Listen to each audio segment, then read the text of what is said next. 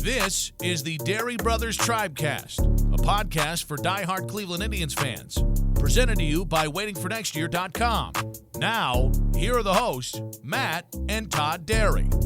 All right, it's a spring training edition of the Dery Brothers TribeCast. Matt and Todd with you. What's going on, everybody? The Dery Brothers TribeCast on waitingfornextyear.com. And, of course, brought to you by our friend, Dr. Ben Hornstein at the Center for Advanced Dentistry. Todd, we're underway here with pitchers and catchers and now full squad reporting. Frankie Lindor talks. We got to get into that. Chris Antonetti actually talking. I'm excited. Do you think there's some progress here with these talks? When's the contract going to be announced? Don't make fun of me. Please. When's that going to be announced? It's going to be announced the same time that they announced that I'm starting at center field this year. Or that you are voting Republican. That too. those things are about equally as believable. Well, it certainly was interesting as Lindor talked on, I don't even know what day it is, Monday, first day of reporting about everything that's going on with him, the contract, Chris Antonetti going public about it. And we're going to get into the whole Mike Clevenger thing and the injury and what that means for the team, the newest Indian, Domingo Santana. But, Todd, I guess we have to get into the Lindor stuff right off the bat. I actually have some optimism. I know you're laughing right now probably at me about this whole thing, but the fact that somebody of the Indians organization is actually saying that there's real talks going on, I'm not saying it's going to definitely happen, but could it be that we could finally get a break around here? No. Here's why they're saying there's real talks, because someone got to someone and said, hey, we need to at least make the appearance that we're going to have a conversation. We're going to have a conversation. The numbers are never going to match, but we got to have a real conversation. So that's what they're doing, and they're covering because, the genius owner continues to, not continues, but made those horrible comments at the Cleveland Sports Awards and made himself look bad. And listen, in the end, they want him back, but Antonetti also had a very smart take on it, which was, you know what? Yes, we want him, and we want to give him whatever he needs, what we can do. But the problem is we also have to consider what giving him all that money is, and then what we can do to pay to surround him with the talent that he's going to need to compete. And that is the main problem. And that's the main reason why they'll never sign him, because they're never going to be able to put anybody around him to afford. If he's making, $35-40 million, and that's one guy, everybody else is going to be, a pre-arbitration type situation. You might have a couple, $1 or $2 million players here, but you can't pay anybody else $10 million. You think if you bring him back, you think Carlos is going to be back on the team? Of course not. He'll be gone. They'll get rid of anybody who's making any sort of decent money and just fill in with, less expensive guys. I mean, you'll forget extending Clevenger. That's not going to happen. Forget extending Bieber. That's not going to happen. They'll ride those guys out until they can't ride them anymore, and then they'll either walk or they'll trade them. That's just the reality of the situation. But they're doing everything right in terms of, PR right now. They have to. But I'm not sitting here telling you that I think that the Cleveland Indians are going to win the sweepstakes and keep them for 5 or 6 more years. I just wonder if there's a shorter-term deal with that kind of money that could somehow be there to where the window extends for a little bit longer. But you're right. Clevenger, Bieber, guys like that are under contract for a while. Certainly, like you said, any veteran that's up soon, like Santana, although Jose Ramirez's contract is an absolute steal with all those team options, and he's not making that much money. But you're right, the Santanas of the world, let's say Domingo Santana somehow blows up, any of those types of guys would automatically be gone. But the good thing about the Indians and what they've always done well, I was talking to one of these Tiger Slappies today in my office about it, is the Indians are always good at player development. There's always young guys in the pipeline, not as many position players as we would like, but they always seem to find a way to when they get these guys, get them under contract and keep them and win baseball games. I found this, the Antonetti going public and basically admitting the talks are going on is so anti what the Indians have been about for a long time. But Lindor responded with his, Dolan comments about winning the lottery, which I thought were funny. And Francisco's saying all the right things. He's brilliant. Let me read that quote because it was so spot on and so genius, and I loved it so much. Now you have to read the context. It was a great interview with him. Zach Meisel did in the Athletic.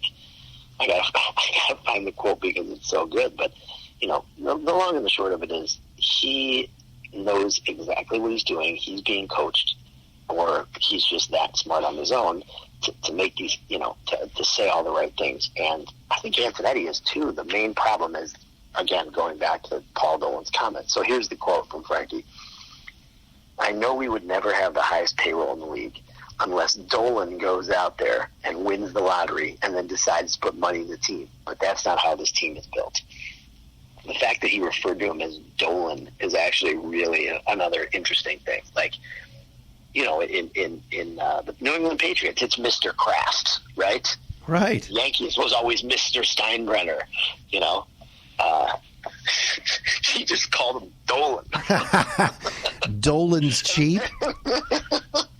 I really enjoyed that for some reason. But he can do that because he's Francisco Lindor. He's a top 5 player in the game. And right now too, with the atmosphere around baseball, the culture's a joke around the sport, and players can say pretty much whatever they want now about owners because owners the owners are such an embarrassment in this game, led by Jim Crane, and then you've got the owner's stooge running the entire top hat and circus, in Rob Manfred, the commissioner. So players right now feel like they're empowered, and good for them. They should be. Yeah, and if you want to get into that, we certainly can. The Astros piece. I don't know how you feel about it, but I love that all the players are going right at them. I love it. I love that they're going at the Astros players. I love it that they're going at Manfred. I mean, the Justin Turner comments were great. The Bellinger comments were great. Mike Trout even. I mean, it's like players in other leagues would never go after. Although I guess in the NFL they've gone after Roger Goodell in the last few years, but it's like the muzzle is off. They're giving $0 right now. I mean, 0. It's so interesting, but it is, but it's not good for the game. I think it's good. It's good. Wait. No. I was going to say you think it's not good for the game, but let me tell you something. There's been more baseball talk at this point right now than there's been in how many ever years, right? Well, no. People are talking about the game. I know. Listen, they say there's no such thing as bad publicity, but hey, this is working. People are talking about the game. But once the season starts, then you're going to have a real problem because no one's going to listen to Manfred. There's going to be a handful of guys that are throwing at these players, and it's going to turn into a circus. Not that it already isn't. And I said top hat before. I meant to say big top. No one's going to be talking about the actual games. If Mike Trout hits 3 home runs on opening day, now, bear in mind the Angels are playing the Astros opening day, but let's say the Angels were playing the Indians or the White Sox or something. Nobody would be talking about Mike Trout. They're going to be talking about in the 4th inning, a ball got close to Alex Bregman's head, one that got away from a pitcher that really did get away, and then a stare down. That's all. I'm over the Astros story. I'm getting sick of it. But it's not going anywhere because the league has allowed it not to go anywhere because they haven't handled their business properly, starting with Manfred, and it's ridiculous. For those of us that love the sport, yeah, but like the game, it's a joke at the moment. Yeah, I mean, there's a lot of problems, right? Definitely, it's rife with problems. The system is completely broken. We've talked about this for years. But again, I mean, I know that it's a tired story and people might be tired of it. I can't wait for the games to be played to see how this is all going to go. I mean, because it's all going to keep coming back. The first guy who plunks an Astro and gets a big suspension, a bigger suspension than any, the players who got immunity for telling the truth or not. It's just the whole thing is going to be really interesting to watch. So I'm into it. I love it. I mean, how about our boy Trevor? I mean, he's like on fire. No, I mean, this is right in Trevor Bauer's wheelhouse. I mean, he's obviously immature and is a. But see, that's the other thing. How is nobody from from Major League Baseball, whether it's Manfred, Joe Torre, whomever, how is nobody taking Trevor Bauer aside now? It's been a week and a half, and said, "Hey, stop," or "Hey, there's a fine. It's the inmates running the asylum. It's insanity. And yes, it's funny and entertaining. And hey, follow Trevor on Twitter. It's entertaining. But when can we start talking about the actual games? You know what I'm saying? I mean, once the games start to play, I think it'll be. This is going to dominate spring training, and then when the games start, I think it'll die down. Or after the first guy gets hit, it'll die down. I don't know. I don't know if it will, because I think there's too many markets. Excuse me, with too many teams that are no good, and too many teams that don't have a chance. And now Major League Baseball is thinking about, let's change the playoff format and add more teams and let the best team pick their opponent. Come on. No. How about telling some of these owners to spend some money? How about telling some of these organizations to try? You know what I'm saying? I mean, some Pirates. I mean, we complain all we want about our payroll being slashed and whatever. Look at the Pirates; they're in like the 50s, man. I mean, that is pathetic. There's got to be a floor. There's got to be they got to have a salary floor. I mean, if you're not pumping $100 million into your team at this point, $100 million is low at this point. If you can't pump $100 million into your payroll, then that's a serious problem. What did I see today? The Oakland A's don't even have a radio station. They're going to be doing all of their games online on an app. Streaming everything? Streaming everything on an app. Yeah. Like, wow. How is that allowed? I wonder if my boy Dave Cavill, US's own, pulled that trigger. Well, it's pretty insane. Matt and Todd Dery Brothers TribeCast, spring training edition. All right, Todd, back to the Tribe. The big news, of course, Mike Clevenger, meniscus surgery on his knee. He says he's going to try to be back for opening day at March 26th against the Tigers, which would be pretty cool. But again, a 4 to 6 week injury, maybe even 6 to 8. Look, you'd rather these injuries happen now than during the season, like it did last year with Clevenger. But with the way this team is structured, I'm not pulling my hair out because of the depth that this starting rotation has. What about you? You tell Clark Allen the good news. Yeah. Here. He's going to miss a month, okay? He can tell me all he wants. He's going to be back for the start of the season. I think May 1st, because he's also got to go and throw some in. He's going to have no spring training, so he's going to have spring training in Columbus, essentially. So I think May 1st is the way to look at him, is to me the most realistic. I mean, the good news about this team, and we've said this a million times, is that they have such deep starting pitching, and I think this makes it all but certain that you're going to have the top. You're going to basically have Bieber, Carrasco, Plesac, Plutko is going to be in there, and then Savali. I think that's pretty much a lock. Your top 5 at this point, unless someone else gets hurt. Well, I'd like to you still got Logan Allen, you still got Tristan McKenzie, you still got Moss.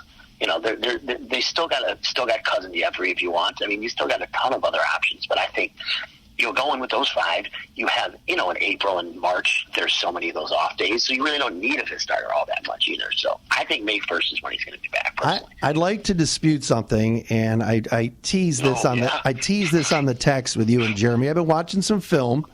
February and January are usually film time for me. Syracuse basketball and Tribe film? Exactly. In Kansas. I watched you guys last night. How was it last night, by the way? You have a good time? As I texted, as I tweeted last night, there's no better live college basketball sporting experience than Allen Fieldhouse. If you can get there, because it's the greatest. A big win for the Jayhawks over the Iowa State Cyclones. I miss the days of Iowa State being semi-competitive. Oh, my goodness. Well, it's just this year has been an off year. They've been good every other year. Yeah, that's true. I miss Fred Hoiberg. All right, so who is the coach between Hoiberg and the current coach? Who am I missing? Nobody. Steve Prohm. This coach before Hoiberg was Larry Eustace.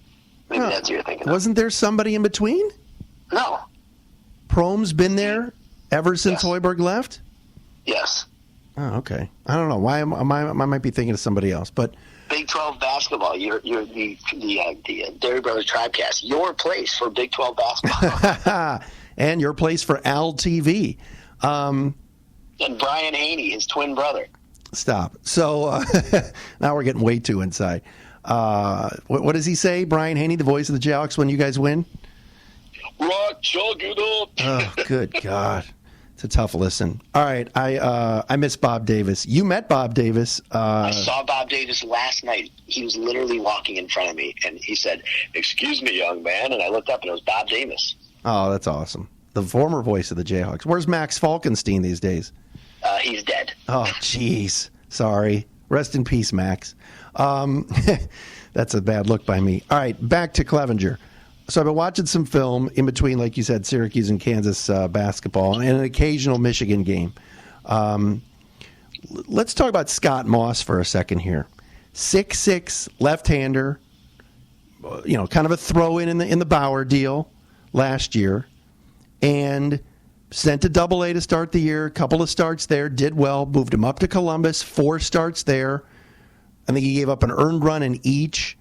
Is this a wild card that nobody talks about, that just maybe Zach Plesac, God bless him, he was fantastic when he started. I think some teams sort of figured him out in September. But I watch out for this Scott Moss kid. I think there's something there. I was watching him on YouTube a couple times last few weeks. There's something there. And, yes, Logan Allen was probably a bigger name in that deal. We mentioned T-Mac. You did, Tristan McKenzie, former first-round pick. But what if there's some wild card like Moss that's similar to Savalli that comes out of nowhere, that earns a job and is a lefty to go with the 4 right-handers in the rotation? It's entirely possible. I don't see it happening just because you have a little bit of a track record with the other guys, and obviously with Klepko being out of options, he's now pretty much locked in there. The Plesac piece, I was reading that he worked out all winter, working out with Clevenger, and he found something mechanically that's really going to work for him. So I think he's going to have a big spring, and I think he's going to force his way on there. I hope think so. He's going to force his way on there. The good news is we have all this depth, and someone's going to get hurt. It happens every year. Last year it happened multiple times, and they still won 93 games. So Moss could be good. Listen, the best is, you got him as a throw-in, or as a name that nobody really knew when he really looked good. So can never have too much starting pitching. I'm sure he'll be needed at some point. I would also think that Logan Allen would make the team and be in the bullpen as another left-hander. Thank God Tyler Olson's gone. But there's a chance that Allen could be in the pen, and maybe even, like you said, Jeffrey Rodriguez, too. I think that Rodriguez, or if let's say hypothetically Plesac didn't make the rotation, I think Plesac or Rodriguez would start in the bullpen more, just from the standpoint of they can throw harder. And then from the left side, you still got Ollie and Brad Hand. So, and there's no matching up anymore, really. You know what I mean? And, with the depth of the starting pitching, do you really need a long man anymore? And you're going to need 13 guys, right? So, Teal's going to go 13-13 with the new 26-man roster. And with the amount of, pen-armed possibilities that they have, it just seems to me like the better move would keep Logan Allen keep him stretched out and get him starting in the rotation, in the AAA rotation in Columbus. What about Ben Hornstein? Where does he fit in this rotation?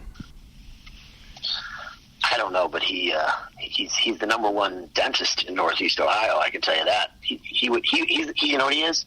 He's the ace dentist in Northeast Ohio. It's that simple. He is the Mike Clevenger of dentists. He is the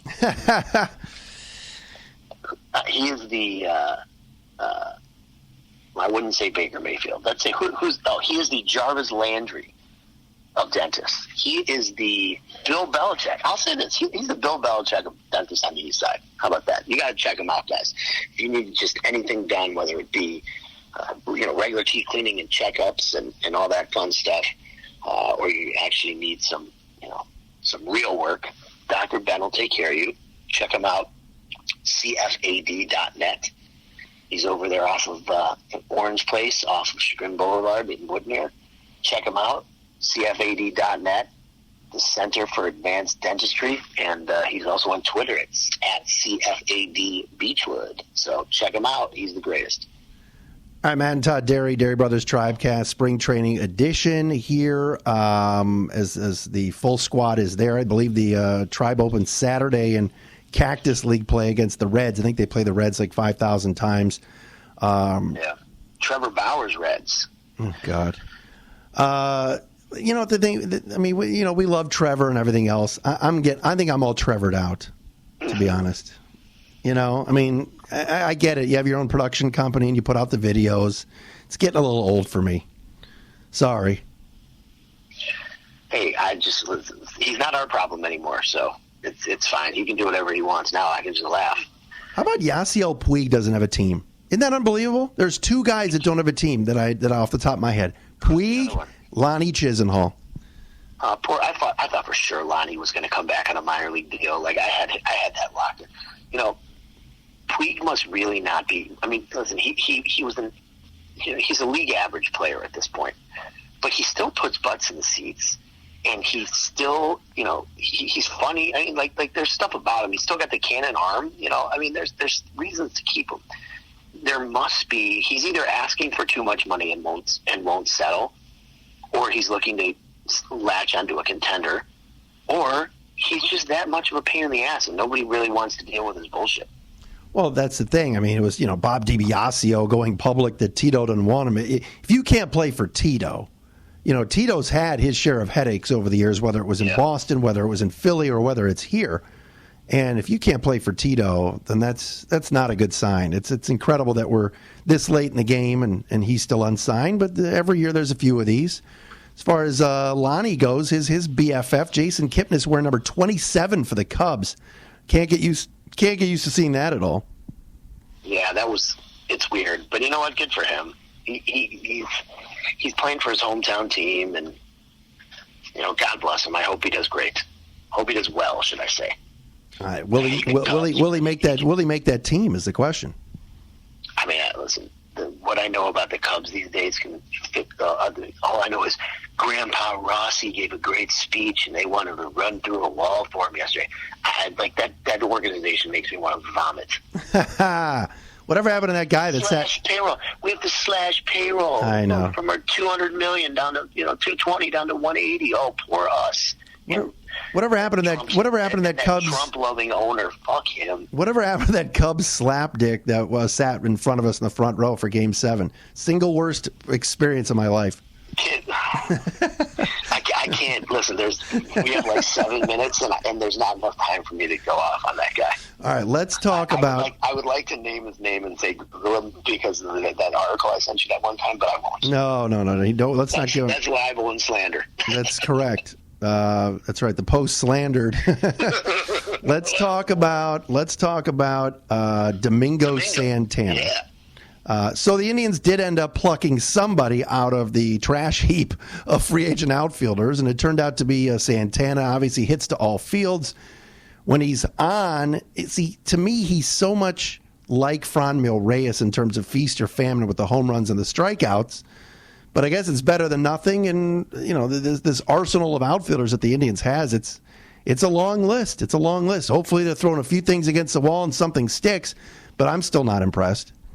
You know, all those years Tribe fans were pining for the right-handed power bat, your favorite thing. Great Tribe bit, right-handed power bat. Now they have two of them between Reyes and Santana. Santana could be good, but yes, feast or famine. He's a butcher in the outfield, so he's going to DH. And this means that thinner Franmil Reyes will be playing, you know, outfield on the regular. As for the glut of outfielders that they have, I don't see any room for Greg Allen. I don't see any room for Bradley Zimmer. The way it's shaping up, it looks like the Bowers-Luplow platoon on one side, and then Reyes will be on the other side with Mercado in center and Delino DeShields coming in for defensive purposes late in games, right? I mean, I think that's how it's going to shake out. I would think so. I think that he wants to play DeShields a few times a week. I'm still going to stick by that. I said the minute they got DeShields, he's a Tito-type guy.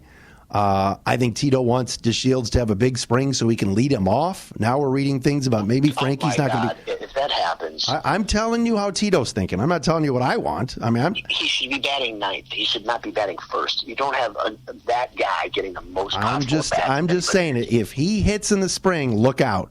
I'm sensing a Lindor move down in the order here. What in his career has shown you that that's going to happen is the real question. Well, he has before. He's failed at it. But he let off in Texas. He just didn't do well. I can't have that guy leading off. I'm sorry. If we're a serious contender, he's not my leadoff. Well, I'm with you. I'm just saying, if he hits in the spring, I think Tito likes him, and I think he's the Tito type of guy, laying down a bunt. He's 27. He needed a change of scenery. He plays a really good defensive center field. I'm just telling you. The Bowers thing is interesting. Reading all the stuff about, Tito basically told him, we know how your season went last year. I think Jake Bowers thought he was just going to come up and cruise last year and got a nice wet mop in the face and a wet blanket over his head. Like, hey, this ain't going to be this easy. And he didn't put in enough of the work. So is that the guy that shows up that with the Jake Bowers we thought we were getting last year and has a big season? Because they need that left-handed bat badly. If he could be what he's supposed to be, it would be fantastic. I was far from impressed last year, but I don't know. He's going to be given every opportunity to be that platoon guy with Luplo, and if he fails, they could also send him down and just say, Luplo is going to play every day. So it's going to be interesting. But they do, they're very, with all the switch hitters in the lineup, it's, normally it's like, oh, they got to make sure they're balanced out or whatever. I don't think that matters anymore. I think they have so many switch hitters, especially with Cesar Hernandez, that they could get away with trying Luplo every day if Bowers was no good. I'd be interested to see how he plays this spring. The other reason to keep him is he's got to be the backup first baseman, unless Freeman becomes a utility man and then he's the backup first baseman. There's no one else who can play first besides Carlos right now. That's a very good point you bring up. And I know Bowers wants to play mostly in left and told Tito that. But yes, somebody has to play backup first. You're right. Obviously, I'm a Daniel Johnson fan. But it may be a waiting game for him again if he has a big spring. It could be a Mercado-esque April for Daniel Johnson. And then you don't know when Naquin's going to come back. So there's that. What about when are we going to break down Arroyo v. Freeman? Oh, good. As long as Velasquez is not around. He's not on the team anymore. They DFA'd him. Thank God. I saw. That guy was an abomination. Why he was on the 40-man roster months ago made no sense to me. Watching him and Ryan Flaherty in September in big games, that was like peak Tito right there. That he was like all-time troll move. Hey, what about Yu Chang? I feel like we're not talking about him enough. Yu's got to get a chance at that gig, right? At the utility gig? Yeah. Wouldn't it be Lester Freeman's job to lose? Could be, but he's not on the 40-man right now. Oh, yeah. I forgot they DFA'd him too. They'll put him on if he makes the team. But, right. But they did DFA him for a reason. It's a lot of interesting wrinkles, and especially with this extra roster spot this year with the 26-man, what they're going to do. I know I'm kind of with you about Tito. I just can't wait for this Lindor signing, baby. We're doing it, Todd. I'm on it. Let's go. So when that happens, it'll be hey, here's the lineup: Frankie at short, Freeman at second, Arroyo at third, and Chang at first. You gonna enjoy that? And Dolan's and Dolan Z cheap behind the plate. Yeah, that's right. All right, man. Well, this was a fun little abbreviated edition. You got places to be, I got places to be, but we need to put a pod out. We will have this out ASAP. I'm currently recording this from parts unknown in an arena near you, and you're in also parts unknown currently in an airport somewhere. But that's right. I'll see you in a couple weeks. Should we do a in-person show soon? Listen, that weekend might be a little nuts, but maybe in April if I potentially see you in April, we'll do a in-person one. That'll be great. All right. Peace out. All right, y'all. There he is, Todd Dery, Matt Dery. This has been another edition, the spring training edition of the Dery Brothers TribeCast. Listen for us at waitingfornextyear.com, wherever you get your podcasts. Brought to you by the Center for Advanced Dentistry. We'll talk to you soon.